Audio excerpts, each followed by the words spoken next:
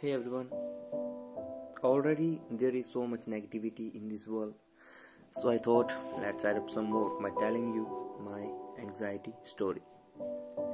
So it was 29th April 2019. I was living in Delhi for past 7 months, and for 6 months I went to institute for my further studies, and after that I joined a part-time job to tackle my expenses.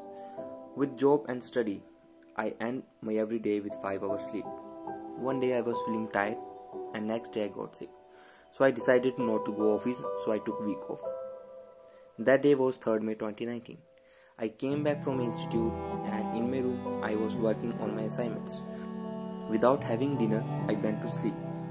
I hardly slept for 1 hour.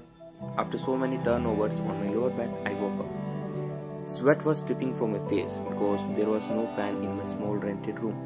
For the next 3 days, I felt the same thing and I stopped eating and sleeping. I had not eaten anything for 3 days, and 4th day I ended up with a packet of noodle.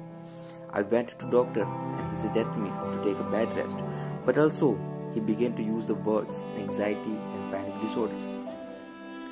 After 3 to 4 days, I can now see the signs of generalized anxiety very clearly.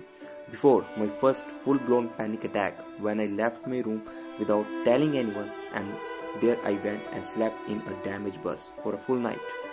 It was a total emotional breakdown for me.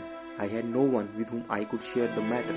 I missed events at office, missed my classes because I was embarrassed to admit that I was struggling. I was physically and emotionally exhausted from pretending to be okay to avoid making others uncomfortable.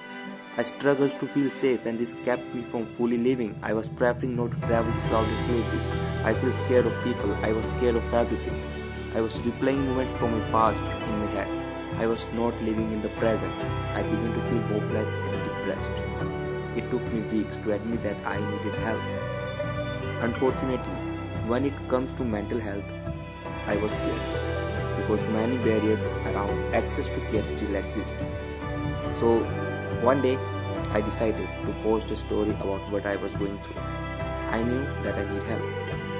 So finally, I posted a story on my social media account to share with people that I need help. But my brother helped me a lot.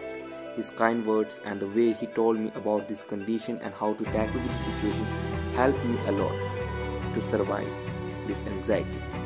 I knew one thing, that I survived a lot and I will survive whatever is coming.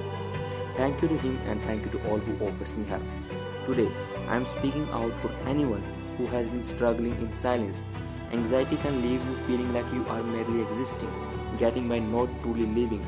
If you have been scared to reach out or open up about your struggles, I understand, but I can also promise you there is a relief on the other side. The more we are open about experiences, the more we open ourselves up to compassion, understanding, and way forward. This is your life, and if you want to change it, the first step is realizing that you have had the power all along. The first step is saying, I am willing to see this change. I am signing off. Thank you.